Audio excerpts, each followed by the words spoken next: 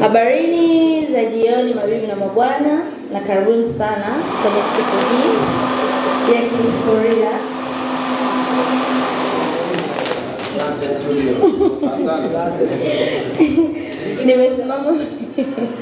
Nimesimama mbele yenu leo nikiwa na furaha kipekee, kiukweli na furaha sana.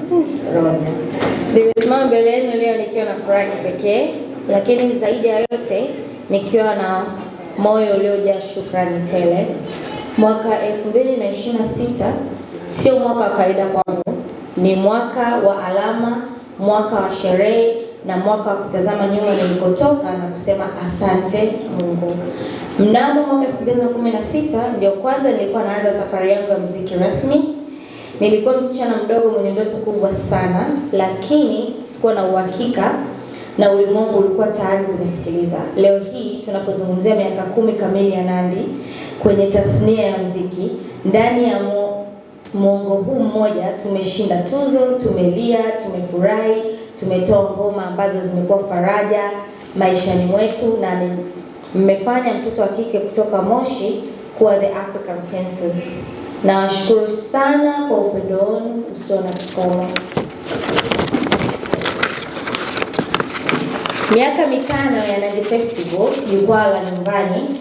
Kama hiyo itoshi, mnafahamu fika kuwa mapenzi yenu yalinipa jeuri ya kuanzisha jambo kubwa la kurudisha shukrani kwenu. Ndio maana miaka kadhaa iliyopita tulianzisha tamasha linalotoa burudani halisi ya maisha ya Kitanzania. Leo hii tunajumuika hapa kuzindua msimu ambao unaashiria miaka 5 ya Nandy Festival. Kutoka msimu wa kwanza tukiwa na hofu kama tutafanikiwa hadi leo hii ambapo Nandy Festival imekuwa moja ya matamasha makubwa na yanayosubiriwa kwa hamu zaidi Afrika Mashariki. Ndani ya miaka 5 hii tumetengeneza ajira, tumebaini vipaji vipya na tumetembea mikoa mbalimbali tukisambaza upendo na burudani ya kiwango cha juu. Msimu huu wa 2026 sio wa kukosa. Kutokana na ukomavu wa miaka 10 ya Nandy kwenye game na miaka 5 ya tamasha hili, tunakuja na kitu tofauti kabisa.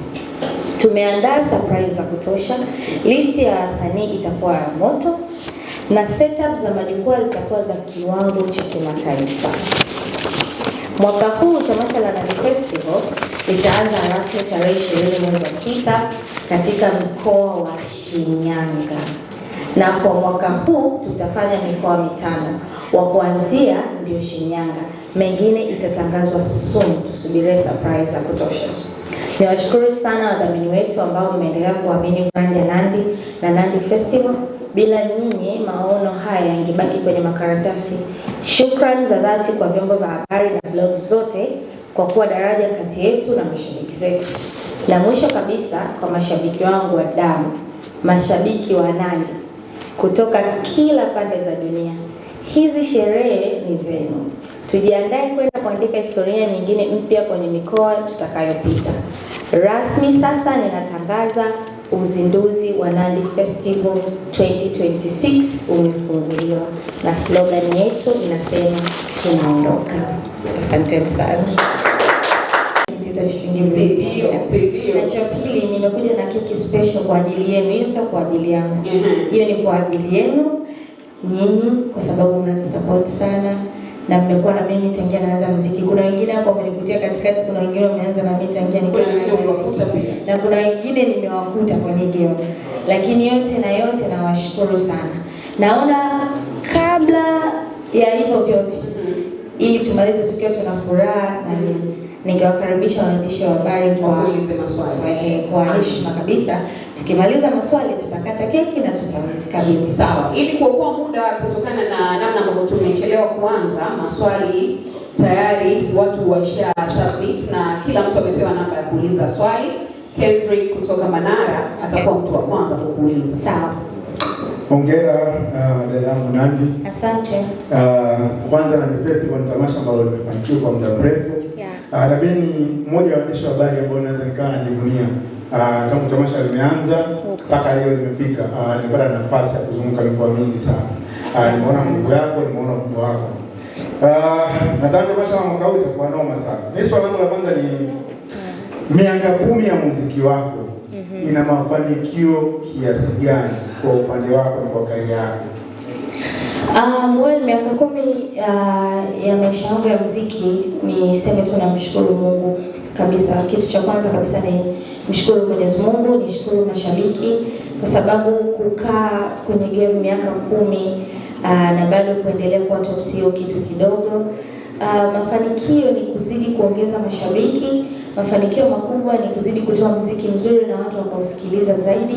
Mafanikio makubwa ni kwa ajili ya kuwashika pia mikono vijana wenzangu na kwenda nao. Hayo ndio mafanikio ambayo ninayashukuru kwa kweli kwa miaka 10 ya muziki wangu. Umelijibu vizuri sana Nandy, na mimi kila mtu amekuwa sawa kabisa baada ya kusikia hivyo. Swali la pili litatoka kwa mmiliki wa Reef Media na nafikiri uko tayari kujibu swali hili. Hongera sana Nandy. Asante. Najua miaka 5 Nandy Festival kuna vitu vingi ambavyo umevifanya tayari na watu na tabia ya kuzoea show au festival za wasanii. Wengine wanaweza kutuambia kwa mwaka 2026 Nandy Festival ina tofauti gani ambao unafanya mtu atoke nyumbani aje kwenye show? Tamasha la 2026 kwanza kabisa kama nilivyosema, tamasha letu linatimiza miaka 5. Tangia tulipokuwa tumeanza kwa changamoto nyingi sana, lakini ndani ya miaka 5 tumejifunza zaidi, na especially tumetembelea matamasha makubwa mbalimbali ambayo ya burudani ambayo mimi naenda kufanya performance, na tulikuwa tunajifunza vitu vingi. Tamasha la 2026 ni wahakikishie kuanzia production, kuanzia stage, kuanzia shows zitakavyopangiliwa. Hatufanyi show kufunikana, tutafanya show kwa ajili ya kuburudisha mashabiki. Kila kitu kitakuwa top notch. Hii 2026 ya mwaka huu ni mwaka wa kuonyesha experience ya miaka 4 nyuma ya Nandy Festival kwamba tumekomaa na tunaenda kufanya kitu kikubwa sana.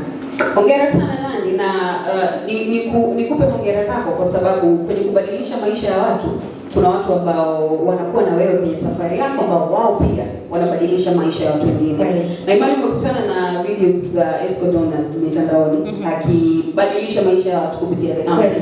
Na yeye hapa anataka kuulize swali na mimi niko tayari kujibu. Asante Nandy, hongera sana. Asante. Miaka 10 kwenye muziki sio jambo dogo. Hongera sana kwa hilo. Ningependa kujua kwenye huo muda miaka 10 kwenye muziki, ushindani wa upande wako kama msanii unauonaje kuanzia muda wa kwanza mpaka leo? Competition kwenye muziki ni kitu kizuri na imenipa chachu. I think mimi ni mtu ambaye napenda sana competition na nakaribisha challenge kwenye muziki wangu. Kwangu mimi kiukweli imenipa chachu ya kuwa nani wa sasa hivi tangia mwanzo. Mimi competition ninayo tangia niko THT. Nadhani kwa watu ambao wamekuwa na mimi wanajua nimepata competition nyingi sana mpaka sasa hivi. Challenge ni nzuri sana kwenye muziki na ndio zilizonifanya niwe mpaka sasa hivi. Na niseme tu tuendelee kufanya muziki mzuri and tuendelee kuchallengeana. Hiyo ndio inawapa fursa mashabiki kupata kitu kizuri kutoka kwetu. Nafikiri ili kuokoa muda tutapokea maswali matatu ya mwisho. Na sasa hivi litatoka kwa Dylan kutoka Bongo FM. Sawa, hongera sana Nandy. Asante. Watu wengi wanatamani watoto wa kike kufanya kitu kama hicho lakini wanashindwa, lakini kwako inawezekana. Nandy umekuwa ni mtu ambaye una take time sana kutoa ngoma. Watu tumeona wanatoa ngoma back to back, take time baada ya siku 2-3 wiki wanachia ngoma mpya. Kwa nini kwako Nandy umekuwa take time sana kwenye kutoa ngoma? Kwa maana kwamba streams sio kila ambacho nakitegemea kwenye mapato yako ama kuna Swali zuri. Of course napata comment nyingi sana za kuuliza kwa nini na take time sana kutoa ngoma. Watu wanatakiwa wajue kitu na wengi wanajua of course. Mimi ndio boss, mimi ndio kila kitu kwenye muziki wangu. Ninapotoa nyimbo investment nzima inatoka kwenye mfuko wangu. Hapo mfuko una rotate kwenye muziki wangu. Kwa mfano nikitoa nyimbo sasa hivi, kwa mfano nimetoa Asante, imenipa mafanikio makubwa sana. Ni miezi 3 sasa hivi sijatoa nyimbo, watu wananiambia toa nyimbo. Why sitoi kwa mapema? Kwanza nahitaji muziki ufike pale ninapotaka ufike. Cha pili lazima ni recoup mapato yangu ili niweze kuinvest zaidi na zaidi. Ninapotoa muziki nina invest na bado nina wafanyakazi sio chini ya 20 ambao wananifanyia kazi ya muziki ambao pia lazima niwalipe. Kwa lazima ni take time, ni recoup, niweke hela, niweke faida pembeni, niweke kingine pembeni, hii nirudishe kwenye muziki zaidi, nyingine niweze kuendesha maisha yangu kwa ujumla. Kwa hiyo ndio maana ina take time, lakini hainisumbui kwenye streams kwa sababu niwashukuru mashabiki zangu, house streams ambao nawapata they are enough kwangu mimi kuwa hapa nilipo na zinanilipa sana. Yeah. Naamini umelijibu vizuri na kwa haraka Roger Mastori kutoka Karima Story na yeye pia ana swali. Nandi, hongera. Asante. Unapambana wewe. Swali langu ni kwamba mmoja kati ya kapu ambazo sasa hivi zinatajwa kwamba zina utajiri mkubwa ni familia yako, wewe na Billnass. Maswali ni mengi mitandaoni. Je, Nandi na Billnass ni muziki huu ama kuna biashara zingine mnafanya? Wengine wanasema kwamba kama unavyojua watesi. Wao wanalala nyoka hiyo, haiwezekani. Sio kwa utajiri huo. Cha kwanza sisi sio matajiri, bado ni vijana ambao tunajitafuta kwenye maisha. Na cha pili ni muziki ndio unaotupatia maisha. Na ile davua leo kwa nini muziki? Kwa mimi hapa, mimi na mume wangu tunafanya biashara na watu wanajua kwamba tunafanya biashara. Kuna biashara ambazo unaziona na kuna biashara ambazo nyingine hamzioni. Tunafuga, tunafanya vitu vingi, tuna mashamba. Siwezi kukaa katikati ya shamba kaza sasa jamani, leo ndio navuna vitunguu. Hizo moja kiwezekani. Lakini hizo biashara zimetokana na muziki na mashabiki. Mashabiki zetu ndio wametupa sisi nguvu na umaarufu wa kuingia kwenye biashara kwa sababu hao mashabiki ndio hao wateja wetu. Mafanikio yetu ya madogo tuliyopata yametokana na mashabiki zetu na jinsi tunavyoshirikiana mimi na mume wangu. Yaani hela ya mume wangu, hela yangu ni kitu kimoja. Yaani sisi tunaishi katika umoja. Yaani tukihitaji kufanya kitu fulani tunakifanya kama timu. Ndio maana vitu vinafanikiwa kwa haraka kwa kiwango hicho ambacho watu wanakiona. Lakini bado sisi ni vijana ambao tunajitafuta, hatujafikia utajiri wala hatujafikia kuwa na hizo hela ambazo labda watu wanazizania. Ni mipango tu ambayo tunaipanga na inatimia. Yeah. Okay, swali la Roger Mastori nafikiri ni swali ambalo kila mtu alikuwa anataka kujibiwa hapa. Na umelijibu vizuri sana. Sasa swali la 6 litatoka kwa Mr. Mamen kutoka 96 Link. Yeye pia ana swali kwa. Okay. Kwanza ni sio mchoyo wa fadhila kukupa hongera Nandi. Asante. Hongera kwanza asana bingo. Hongera pili umependeza. Hongera tatu na festival 2026. Asante. Swali langu ni kutokana na show ambayo nimefanya juzi tunapo Kenya. Yeah. And of course wengi miongoni mwa wanasema kwamba umelipa fedha nyingi sana.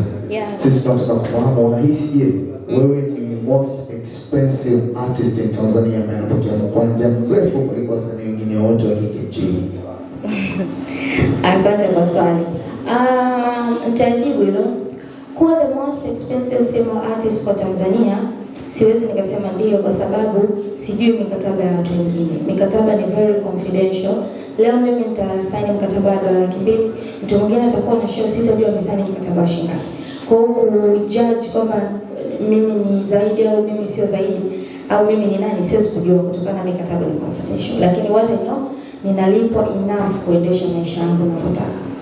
Okay, swali la mwisho linatoka kwa Shreida kutoka East Africa Television pamoja na East Africa Radio. Na ndiongera sana kwa watano tunaondoka. Swali langu linasema The African Princess imesaini msanii mpya Bibi Jojo. Anafanya vizuri kwenye muziki. Matarajio yako ni nini kwa msanii huyu kwenye safari yake ya muziki na kupata faida? Bibi Jojo ni kizazi kipya kama mnavyomuona na anafanya vizuri sana, na leo jana usiku ameachia wimbo wake unaitwa Nakutaka na ndio wimbo mnaosikia hapa. Lakini matarajio makubwa ya The African Princess label tayari tumeshasaini mikataba na distributors wakubwa, and I think baada ya miezi kama 4 mbele tutafungua kituo rasmi cha The African Princess label quarter ambayo itakuwa inapokea vijana wa kike tu kwa ajili ya kuendesha kimuziki. Humo ndani kutakuwa kuna watoto wa kike ambao wako kundi kama wanaimba bendi.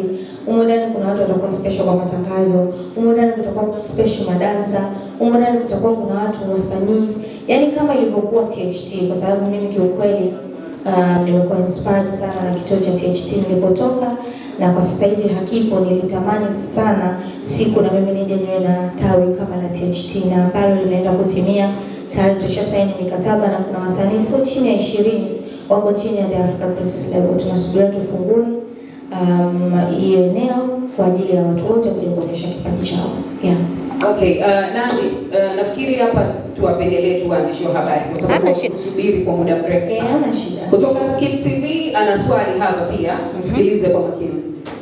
Ndio. Nandy, hongera kwanza, unapendeza. Nashukuru.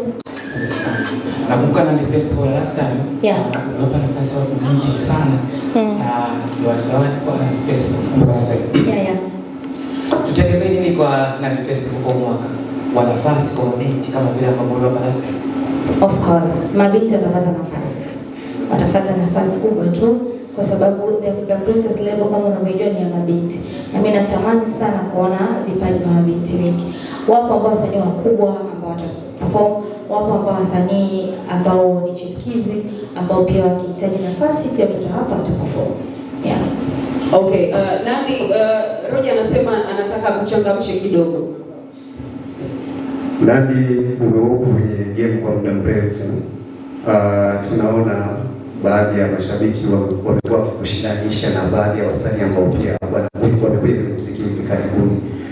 Wewe unaichukuliaje unapokuwa unaona unashinanishwa, labda let's say mara unaweka picha ya Zuchu pembeni, mara picha ya msanii fulani wa kike, unahisi ni sawa The African Princess Nandy kushinanishwa na wasanii wengine ambao pia tayari wameshakuta kwenye muziki? Unaichukuliaje? Ndio changamoto ya game.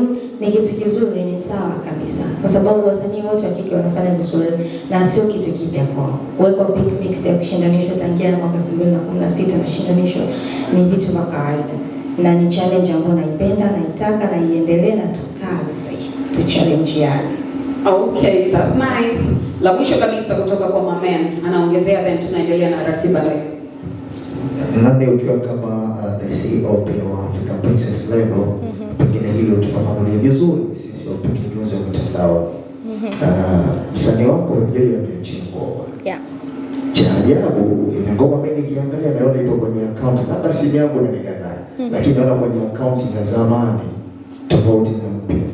Sijui kuna mkanganyiko wa kimitandao ya Bibijojo au vipi, kwa sababu naiona kule huku tena nachanganyikiwa. No. Ni mambo ya kimkakati, hata sisi tunajua. Ukiwa na account mpya ya YouTube, sheria zake lazima uwe na content zaidi ya 5 ili iweze kuonyesha material yako uwe sasa rasmi unaona account yako, wala sio swala la kuona kama ni mkanganyiko. Tumwache endelee kufanya muziki, kila kitu kitakasa, mapato yake atayapata kwa sababu yako monetized kwetu.